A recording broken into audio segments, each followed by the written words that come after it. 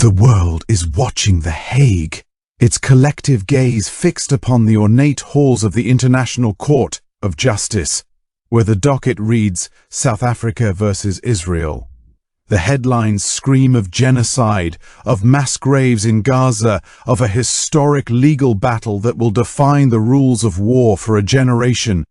We see the procession of nations, from the Netherlands to Nicaragua, filing their declarations, choosing their sides in this global referendum on a conflict that has polarized humanity.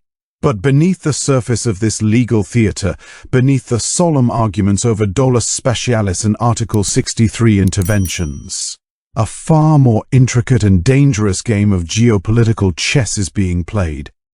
It is a game with stakes so high and implications so vast that they threaten to redraw the very map of international relations. To the casual observer, this is a simple case about the Middle East, but the truth, the hidden truth that is being carefully obscured by the fog of legal jargon and diplomatic niceties, is that the fate of two separate and seemingly unconnected peoples, the Palestinians in Gaza and the white farmers in the South African Veld, are now inextricably linked. They are two birds, and the Trump administration has found a single powerful stone with which to strike them both. This is not just a legal proceeding. It is a mirror reflecting the darkest impulses of realpolitik, and what you are about to hear will expose the uncomfortable reality of what is truly at stake for South Africa, a nation standing at the precipice of a confrontation it may not survive. To understand the magnitude of the trap, we must first acknowledge the narrative that Pretoria has so carefully constructed. South Africa has draped itself in the mantle of moral leadership, appearing before the ICJ as the conscience of the world, a nation born from the ashes of apartheid that now stands as the ultimate defender of the oppressed. Its case against Israel is a masterpiece of legal and moral positioning, accusing the Jewish state of the very crime that scarred the 20th century. It points to the thousands dead in Gaza, the shattered homes, the children pulled from the rubble, and argues that this is not merely war, but a systematic attempt to destroy the Palestinian people. The world listens, and much of the world applauds. But while the court in The Hague is focused on the alleged crimes in Gaza, a very different reality is unfolding within South Africa's own borders, a reality that the government of Cyril Ramaphosa desperately hopes the international community will continue to ignore. It is a reality that has caught the sharp, transactional eye of President Donald Trump.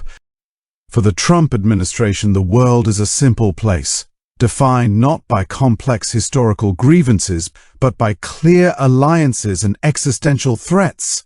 In this worldview, Israel is not just an ally, it is the front line of Western civilization in a hostile neighborhood, a bastion of Judeo-Christian values in a sea of turbulence. To attack Israel is to attack the United States itself. Therefore, when South Africa dares to stand before the world and accuse Israel of genocide, it is not engaging in a legal exercise, it is, in the eyes of the White House, engaging in an act of war by other means. It's an attempt to delegitimize a crucial American partner on the world stage. This explains the fury behind the otherwise sterile 11-page declaration submitted by the United States to the ICJ. It is a document that, as the analysts noted, leans more on political emotion than legal precedent, calling the case a false and delegitimizing attack. But the United States under Trump is far too pragmatic to stop at mere words. They understand that the best defense is a good offense. And so, they have found the perfect counterpunch, a way to turn the moral lens back onto South Africa itself with devastating accuracy. This is where the hidden truth begins to crystallize. As South Africa's legal team meticulously builds its case of genocide against Israel, a parallel case is being built against them, not in a court of law, but in the court of American political opinion. The Trump administration looks at South Africa and sees a mirror image of its own accusations. It sees a ruling party, the African National Congress, that has been in power for 3 decades. sees a nation plagued by some of the highest rates of violent crime in the world, a collapse of infrastructure and a faltering economy. And it sees a specific community, the white minority, particularly the Afrikaner farming community, living under a palpable cloud of fear. The statistics are chilling, and they are being weaponized. Farm murders, often brutal and horrific, have become a rallying cry.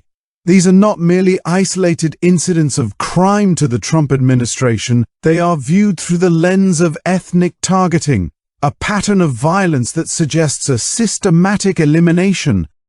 And then there is the land. The South African government's policy of land expropriation without compensation, designed to redress the historical injustices of colonialism and apartheid, is viewed in Washington not as a policy of economic reform, but as a state-sanctioned land grab targeting a specific racial group. It is seen as the final act of dispossession, the stripping of assets from a white minority that can no longer defend itself. When you combine the violent rhetoric from some elements within the ANC and the radical economic freedom fighters, the horrific farm attacks, and the policy of taking land without payment, you begin to see the outline of a picture that the Trump administration is only too happy to paint. It is the exact same picture that South Africa is painting of Israel in Gaza. The accusation is laid bare. The black South African government, the very government that stands in The Hague pointing its finger, is itself committing genocide against its own white minority citizens. The methods may differ, not bombs dropped from F-16s, but a slow, grinding, bureaucratic and violent erasure. The result, they argue, is the same, the destruction of a people. This is the genius of the Trump administration's one-stone, two-birds strategy. By intervening so forcefully on behalf of Israel at the ICJ, the United States is not only shielding its key ally from a devastating legal and reputational blow, it is simultaneously drawing a direct and devastating parallel. It is saying to the world, you want to talk about genocide? Let's talk about South Africa. You want to hold a nation accountable for the destruction of a people? Let's hold Pretoria accountable for what it is doing to its own white farmers. The moral high ground that South Africa so carefully staked out in The Hague is suddenly transformed into a slippery slope, a precipice from which they could easily fall. Every argument their legal team makes about the treatment of Palestinians can be and is being mirrored back at them regarding their treatment of white South Africans. The genocidal intent they ascribe to Israeli leaders is now being ascribed to their own. The conditions of life calculated to bring about destruction that they cite in Gaza are now being cited on the farms of the Free State and Mpumalanga. The implications for South Africa are nothing short of catastrophic. This is no longer just a diplomatic spat. Under the Trump administration, this parallel has real, teeth-gritting consequences. We have already seen the opening salvo, the executive order cutting financial assistance to South Africa, the imposition of tariffs. But this is merely the first wave. The United States is signaling that it is prepared to treat South Africa as a pariah state, a nation that has lost its moral compass. The economic pressure can be ratcheted up infinitely. South Africa relies on its trade relationship with the United States, particularly under the African Growth and Opportunity Act, AGOA. That preferential trade access, so vital for South African jobs and industries, is now directly in the crosshairs. It can be revoked with the stroke of a pen, justified by the need to protect an imperiled minority from a genocidal regime. Think about the diplomatic isolation that would follow. If the United States, the world's sole superpower, successfully brands South Africa as a state that is systematically oppressing and allowing the extermination of its white citizens, who will stand with Pretoria? Its allies in the global south may offer rhetorical support, But they cannot replace the lost trade, the lost investment, the lost political capital. The BRICS alliance, of which South Africa is a part, becomes a hollow comfort when faced with the full, focused weight of American economic and political warfare. The rand would plummet, investment would dry up, the lost decade of economic stagnation would look like a golden age compared to the isolation that awaits. And what of the white South Africans themselves, the very people the Trump administration claims to be protecting? They are now caught in a terrifying paradox. They are being used as a political football in a global game of chicken between a superpower and their own government. The attention from Washington may feel like validation of their fears, but it also paints an enormous target on their backs. It radicalizes the discourse within South Africa, making them symbols of a foreign interference that the ANC will be forced to resist. The more Trump thunders about protecting them, the more the South African government may feel compelled to act against them to prove its sovereignty and reject American neo-imperialism. They become the justification for a conflict that could consume them. The ICJ case, therefore, is not a distant legal proceeding. It is a domestic time bomb for South Africa.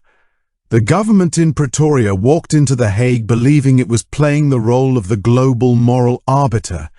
It failed to see the trap.